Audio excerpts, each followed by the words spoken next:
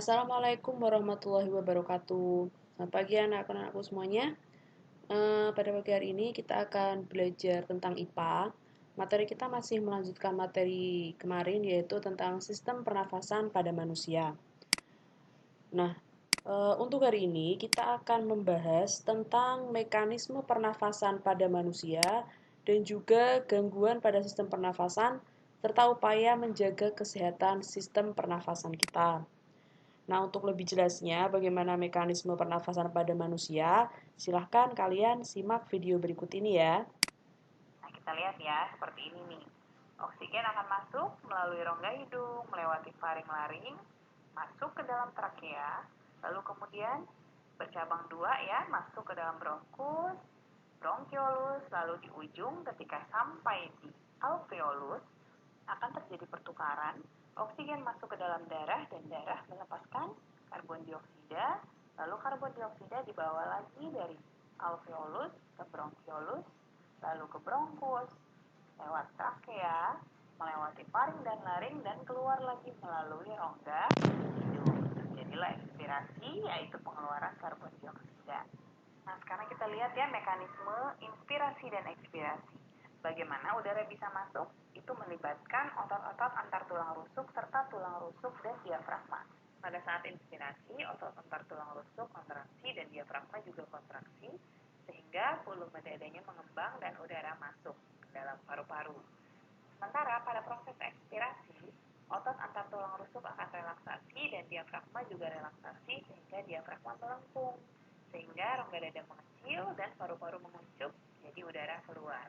Jadi urutannya seperti ini ya. Yang pertama untuk pernapasan dada, pada saat udara masuk, otot antar tulang rusuk yang kontraksi menyebabkan tulang rusuk terangkat sehingga rongga dada membesar, tekanan paru-paru akan mengecil sehingga udara luar menekan masuk. Sementara pada saat ekspirasi, otot antar tulang rusuknya akan relaksasi sehingga tulang rusuk turun menyebabkan rongga dada mengecil. Rongga dada yang mengecil menyebabkan tekanan pada paru-paru akan membesar. Tekanan paru-paru yang membesar itu akan membuat udara di dalam paru-paru menekan keluar. Nah, itu ya, itu urutan pernapasan dada menggunakan otot antar tulang rusuk. Sementara pada pernapasan perut, kita menggunakan otot diafragma. Diafragma adalah sekat pembatas antara rongga dada dan rongga perut. Nah, pada saat inspirasi, diafragma akan kontraksi sehingga diafragma mendatar. Diafragma yang mendatar memperbesar rongga dada sehingga tekanan paru-paru akan mengecil dan udara dari luar menekan masuk.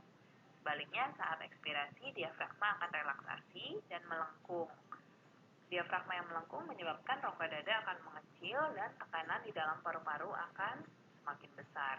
Tekanan yang besar itu menyebabkan udara menekan keluar. Nah, itu perbedaan antara pernapasan dada dan pernapasan perut. Sekarang kita lihat perbedaan antara pernapasan internal dan pernapasan eksternal ya. Pernapasan internal adalah proses pertukaran oksigen dan karbon dioksida antara darah dengan sel-sel di seluruh tubuh.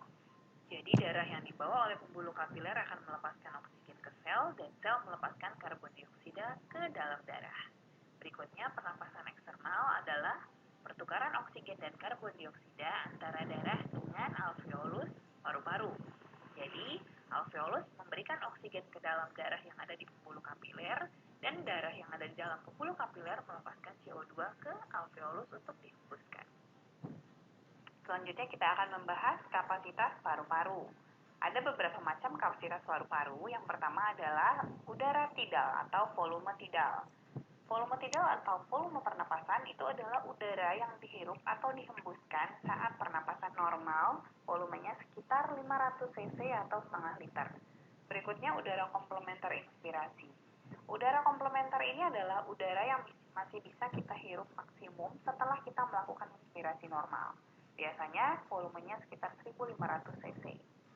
Selanjutnya ada pula udara cadangan ekspirasi, yaitu udara yang masih bisa kita hembuskan sekuat-kuatnya setelah menghembus biasa. Biasanya digunakan oleh perenang atau penyanyi.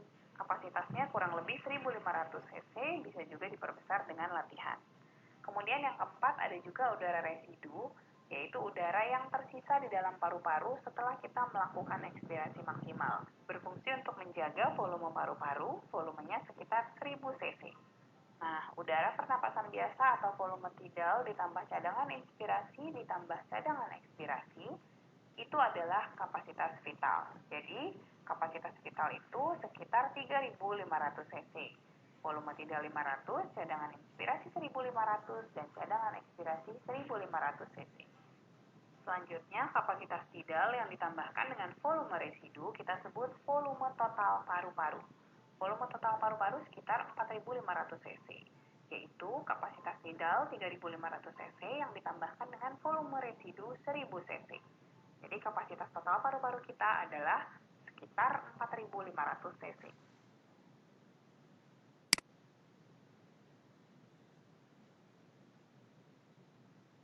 Nah, ini adalah grafik tentang kapasitas paru-paru kita ya. Jadi ini ada 500 mili. 500 mili itu adalah volume tidal. Jadi volume udara pernafasan biasa saat kita bernafas biasa atau normal. Kemudian yang ini ada 1.500 itu adalah volume cadangan inspirasi atau udara komplementer. Jadi tadi menurut penjelasan udara yang masih bisa kita hirup setelah kita melakukan pernafasan biasa. Kemudian ada juga yang di bawahnya volume cadangan ekspirasi. Jadi yang udara yang masih bisa kita keluarkan saat kita setelah bernafas biasa. Dan di sini tadi ada kapasitas vital itu antara volume tidal ditambah dengan cadangan inspirasi ditambah dengan cadangan ekspirasi itu menghasilkan kapasitas vital 3.500 cc. Kemudian ada udara sisa, volume sisa. Jadi di paru-paru ada sisa udara sebanyak 1.000 cc atau 1.000 mili. Kemudian namanya volume total berarti semua dijumlahkan ya. Dari 500 cc, 1.500 cc, 1.500 cc ditambah 1.000 cc jadi 4.500 cc untuk volume total paru-paru kita. Nah, berikutnya ada faktor yang mempengaruhi frekuensi pernafasan. Yang pertama ada usia. Jadi di sini usia anak-anak frekuensi pernafasannya jauh lebih banyak daripada orang dewasa. Kenapa? Ya karena mereka aktivitasnya lebih banyak. Selain itu juga dalam masa pertumbuhan. Yang kedua ada jenis kelamin. Jenis kelamin ini secara umum laki-laki mempunyai frekuensi pernafasan yang lebih tinggi atau lebih banyak daripada perempuan. Karena aktivitas laki-laki kebanyakan juga lebih banyak dan lebih berat daripada perempuan. Yang ketiga ada suhu tubuh. Suhu tubuh yang semakin tinggi akan membuat kebutuhan oksigen kita juga semakin tinggi, sehingga frekuensi pernafasannya juga akan semakin banyak. Yang keempat ada posisi tubuh. Jadi pada saat sedang berdiri, otot berkontraksi, itu frekuensi pernafasannya jauh lebih banyak daripada kita duduk atau sedang istirahat ya, karena membutuhkan energi yang lebih besar juga. Terakhir ada jenis kegiatan. Jenis kegiatan. Jadi seseorang yang mempunyai aktivitas yang lebih banyak, frekuensinya untuk pernafasan juga akan lebih banyak. Karena tadi alasannya kebutuhan oksigen mereka juga lebih banyak. Terakhir ada gangguan pada sistem pernafasan dan upaya menjaga kesehatan sistem pernafasan. Jadi ini ada berbagai macam penyakit ya yang menyerang sistem pernafasan kita. Yang pertama ada asma. Asma. Apa itu asma? Asma adalah penyempitan saluran pernafasan. Biasanya orangnya akan mengalami gejala seperti kesulitan bernafas, sesak nafas, dan disertai bunyi. Gitu. Penyebabnya bisa alergen, berupa asap, asap rokok, debu, dan juga rambut-rambut halus. Mencegahnya menghindari masuknya alergen, kemudian menjaga kebersihan, jadi segala sesuatu yang buat alergi kita bersihkan, dan memakai inhaler atau alat hisap itu ya misalkan kita udah terkena asma dulu, jadi kayak dimasukkan ke mulut kita yang membantu kita untuk bernafas. Kemudian ada TBC atau tuberkulosis, yaitu peradangan dinding alveolus, di mana penderita akan mudah lelah, demam, sulit bernafas, dan disertai juga batuk berdarah. Penyebab dari TBC ini adalah infeksi bakteri Mycobacterium tuberculosis. Jadi ini ada tuberkulosis, maka dia menyebabkan penyakit TBC atau tuberkulosis. Bagaimana mencegahnya? Dengan pemberian vaksin. Jadi ada vaksin BCG dan jenis-jenis obat. Bisa dibaca sendiri ya untuk jenis obat-obatnya, mulai dari isoazid sampai etambutol. Itu untuk yang sudah menderita. Kalau yang belum bisa diberi vaksin BCG tadi. Kemudian penyakit yang sedang hits ada COVID-19, yaitu penyakit pada sistem pernafasan manusia yang disebabkan oleh virus SARS-CoV-2. Jadi gejalanya seperti demam, batuk kering, dan juga anosmia atau kehilangan kemampuan untuk membau dan merasa. Jadi setelah tadi disebabkan oleh virus, karena dia disebabkan virus, maka mudah sekali menular. Mencegahnya dengan 5M, memakai masker, mencuci tangan dengan air dan sabun, kemudian menjaga jarak, menjauhi kerumunan, dan membatasi mobilisasi dan juga interaksi. Kemudian selanjutnya ada pneumonia. Pneumonia itu adalah radang paru-paru pada bagian bronkiolus dan alveolus. Gejalanya berupa batuk berdahak, sesak nafas, sakit pada bagian dada, dan demam. Kalau pneumonia ini disebabkan bakteri Streptococcus pneumoniae. Ya, ada belakangnya itu menjadi penanda penyakit apa. Pneumoniae berarti dia menyebabkan penyakit pneumonia. Dan ini membuat teradanya cairan kental atau di dalam paru-paru. Bisa dikatakan kayak paru-paru basah gitu ya. Jadi ada cairannya. Nah, untuk pneumonia ini bisa diberi vaksin IPD atau yang sudah menderita juga bisa diberi antibiotik sejenis ampicillin sampai amikasin, dan juga dilakukan penyedotan cairan di paru-paru karena kan pasti fungsi dari paru-paru terganggu karena ada cairannya. Kemudian ada flu, influenza yang juga sering menyerang kita, gangguan sistem pernafasan yang ditandai dengan gejala hidung tersumbat, demam, sakit kepala, batuk, pilek, dan bersin-bersin. Untuk influenza ini disebabkan oleh virus influenza sejenis orthomisovirus. Dan bagaimana cara mencegah kita supaya terhindar dari penyakit flu? Bisa dengan meningkatkan sistem kekebalan tubuh, makan makanan yang bergizi, olahraga, cukup istirahat, dan juga menerapkan pola hidup bersih.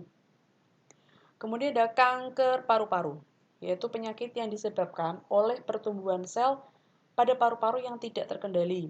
Jadi gejalanya berupa batuk berdarah, nafas pendek, berat badan yang berkurang, sakit pada bagian dada. Penyebabnya apa sih? Kanker paru-paru lebih disebabkan oleh zat-zat yang bersifat karsinogenik, berarti beracun di sini. Contohnya adalah asap rokok, debu-debu asbes, atau kayak polusi udara, karena banyak udara yang tercemar. Bagaimana mencegahnya? Tidak merokok dan menghindari asap rokok. Baik perokok pasif atau perokok aktif itu sama-sama berbahaya dan bisa menyebabkan kanker paru-paru. Mulai dari paru-parunya berlubang, kurus, gitu. Jadi tolong dihindari namanya rokok karena berbahaya. Kemudian pada penderita kalau sudah ada kanker paru bisa dilakukan operasi. Bisa dilakukan operasi juga radioterapi untuk menghancurkan sel-sel kankernya. Karena lambat laun pun juga kalau sel-sel kanker dibiarkan akan meninggal.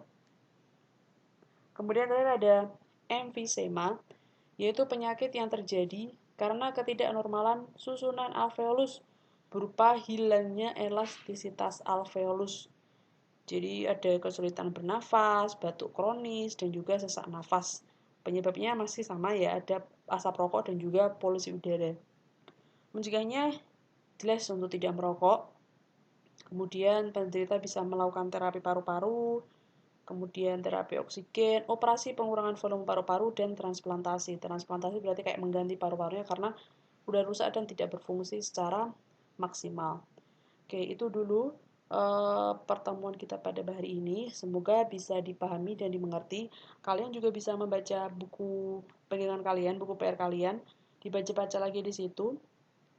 Kalau ada pertanyaan bisa tanya via WA. Oke, sampai di sini saya akhiri. Wassalamualaikum warahmatullahi wabarakatuh.